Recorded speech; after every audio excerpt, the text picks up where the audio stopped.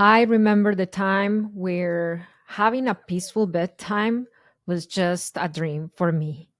If somebody would have told me that my twins go to sleep within 20 minutes, meaning that between the time that I say it's time to go to bed and when they actually fall asleep, I would have thought that you were crazy a few years ago. I want to tell you it is possible. And I did it doing three things, three steps that I'm going to share with you on this podcast episode so you can have an easier bedtime with your kids, especially if you have neurodivergent kiddos like me. I have a son with special needs, sensory needs, and I'm a neurodivergent parent as well. So stay tuned. I'm going to walk you through what was my experience, how I overcame bedtime stalling, bedtime tantrums, bedtime begging to stay with me for a little longer, getting up from the bed, going back, telling them, "Why are you here? Go back to bed." Like, I went through all that. And if you're going through that, you're not alone and there is a way out. These are three steps that didn't only work for me, but I already taught to 358 clients in HIC parenting, and they all saw transformation. They all saw change within some of them the first day of applying these steps. So stay tuned, buckle up, and let's do this. Hello, hello. Welcome to another episode of the Parenting with Understanding podcast. Let's talk about how I went from bedtime chaos to calm with my twins at the time when I did these three steps that I was telling you about. The twins were 4 years old. Yes, they were 4 years old because it was about the time that we moved houses from, we lived like 5 minutes down the road when we came to this house. Bedtime got out of whack. I don't know what happened, or yes, I do know what happened, the transition as well of, being in this new place. But at the same time, I thought it was going to be just a few days transition, and it dragged longer and longer and longer until I learned these three steps from our sleep coach in HIC parenting. And I started seeing changes, especially in my neurodivergent child. So this was the situation. I remember starting bedtime at a normal time, at a decent time. So I followed the bedtime, quote unquote, the perfect bedtime routine that you read on Pinterest. You lower the lights, you make sure that they don't see light outside. We live in Phoenix, so it gets dark really late, especially in the summer. I don't know if you live the same experience. If you are watching me from YouTube, let me know in the comments. So it was hard to create that bedtime environment, but I was following the steps. I was lowering the lights, covering the blinds, slowing down, giving them a bath, just limiting screens at that time to be able to follow that routine that hopefully would take me to an easy bedtime with my twins. And it didn't work out on my favor. And I was like, okay, what do I do here? I did not know what else to do until I had a conversation with our sleep coach in HIC parenting. And I started reflecting, wait a second, Marcela, you're a parenting coach. What is the thing that you teach? And our sleep coach asked me this question. Every behavior communicates a need. So that's the very first thing that we need to find out. That's the very first step. That perfect routine might not be what your child needs or your children need, or it might not be all they need. Remember that you have a neurodivergent son. Remember that they're twins, so they feed off each other. So remember that. And I'm like, Marcela, how come you didn't think about this before? You teach this in HIC parenting to your clients. always find the need beneath behaviors.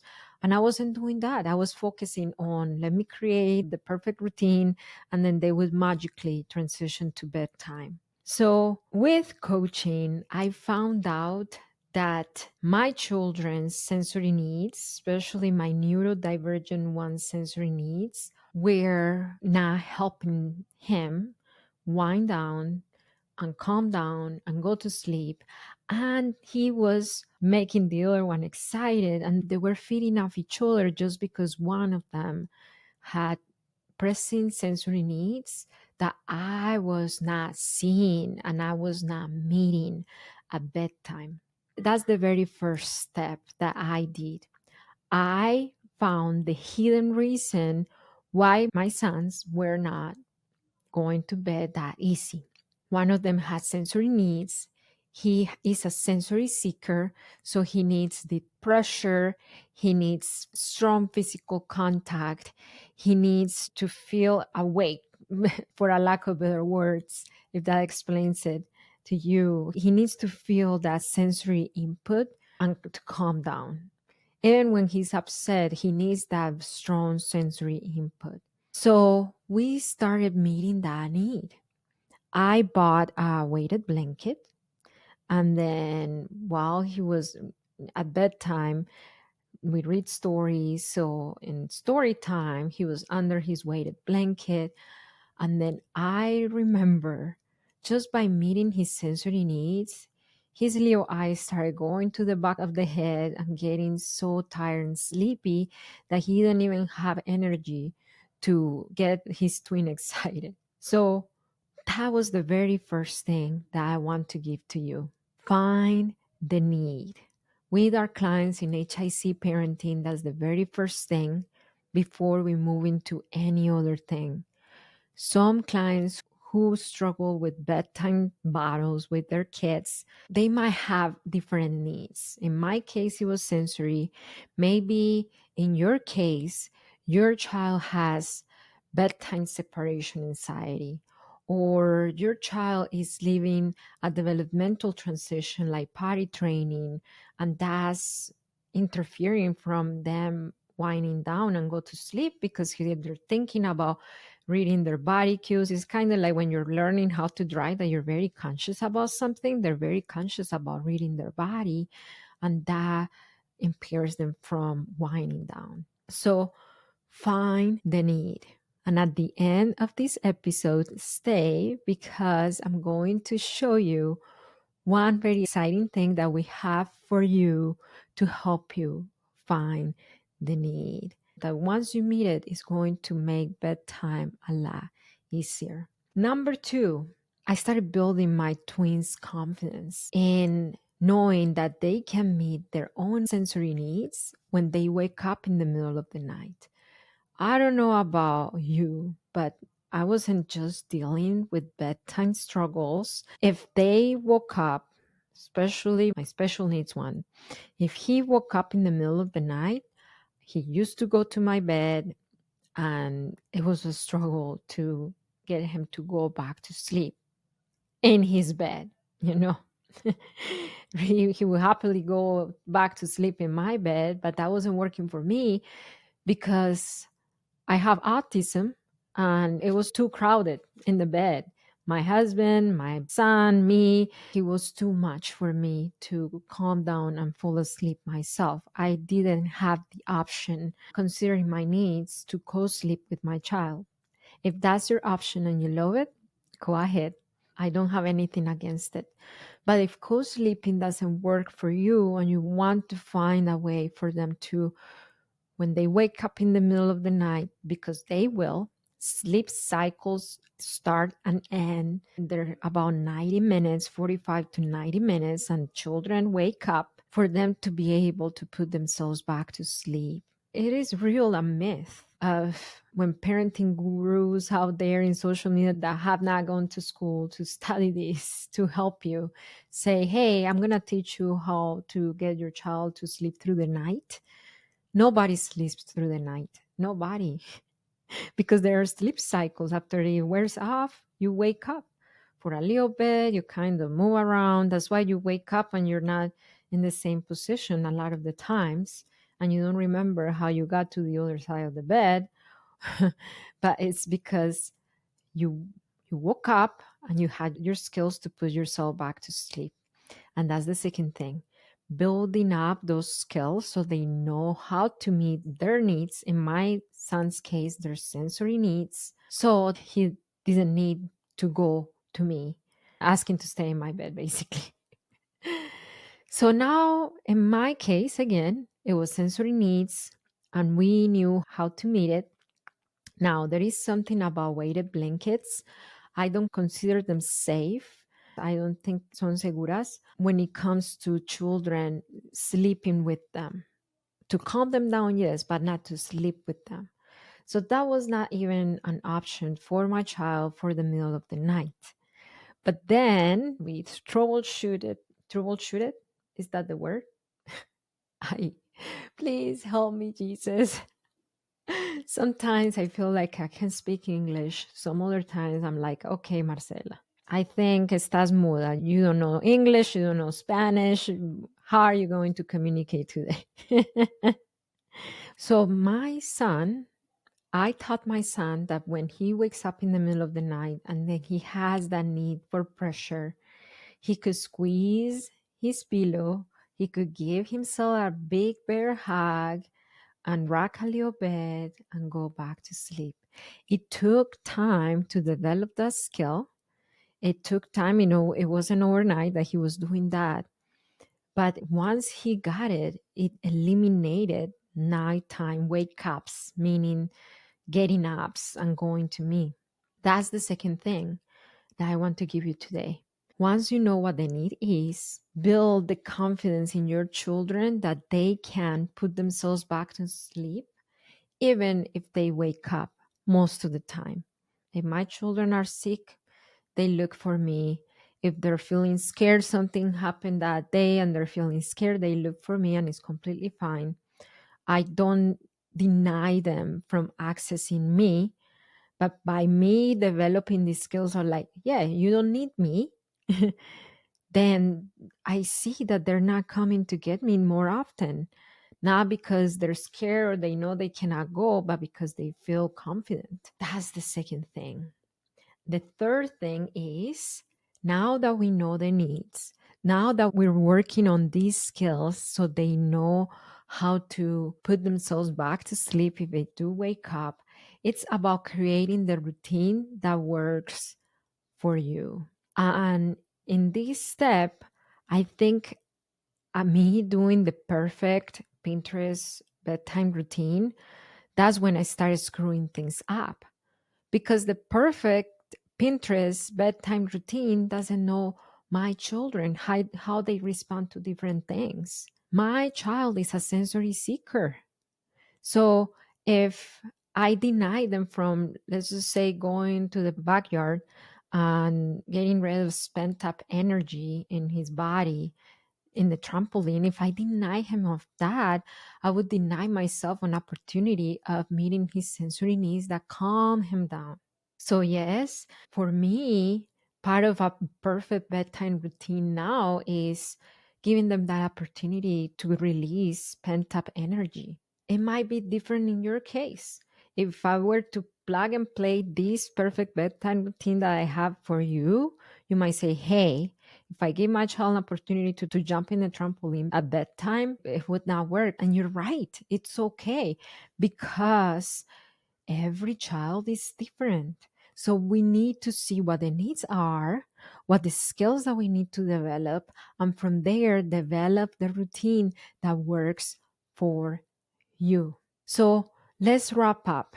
What are the three things, the three steps that I did to have a dream bedtime with my children? Right now, I have so much time after their bedtime that I started reading again. I didn't read, for fun. I didn't read for fun for a long time because I felt I never had time. And now I do. After their bedtime, I prepare my favorite tea and I read. And that gets me sleepy, and then I fall asleep easier. So if you want that, you deserve it. You can have it. You can have more time for yourself. You can have more time with your spouse. You can have more time to prepare for the next thing tomorrow. You can have your time for yourself. But you need to get really good at these three steps. Number one, finding the hidden reason, the need why your children are spending so much time from just finally winding down and falling asleep. Second, building their confidence and their skills so they can meet their needs even in the middle of the night when they wake up. And number three, find the perfect bedtime for you and your children according to your needs. So these are the exact three steps that I'm going to teach in the Transforming Your Bedtime from Chaos to Calm workshop. I'm going to come in and we are going to invite our sleep coach and we are going to help you find the hidden reasons why your children are not falling asleep. So you find the need. Number two, finding the skills that you need to teach them to build up their confidence so they're able to meet their needs most of the time. And number three, for you to create the plan of what the perfect routine looks like for you. This is going to be a live workshop on June 25th of 2024 and it comes with a workbook. It comes with two pre-recorded full coaching sessions with coaching clients in HIC parenting who were looking to find bedtime solutions to their bedtime struggles. And number three, it comes with two bonus pre-recorded classes, one on how to make a successful, easy transition from co-sleeping to sleeping in own bed. And number two, how to do nighttime weaning when you have a breastfed toddler and you want to wean them off just at night if you don't want to completely wean them off. So you can have a full night of sleep, you know, without breastfeeding. The last time we did this live workshop was in 2021. We are going to do it again for half of the price. So to register, all you have to do is go to hicparenting.com. If you are watching from YouTube, it's in the description below. Or if you are listening to the podcast, just go to hicparenting.com, or is the link in the description of this podcast episode, or is in the link in my bio at Haim Pet Club everywhere, and you can register there. We have a limited Zoom availability because it's going to be in Zoom, and because we want to take time to answer your questions. So we are not accepting more than 100 parents. So this is one of the parents who attended our Transforming Bedtime workshop in 2021. And this is what she said after attending it.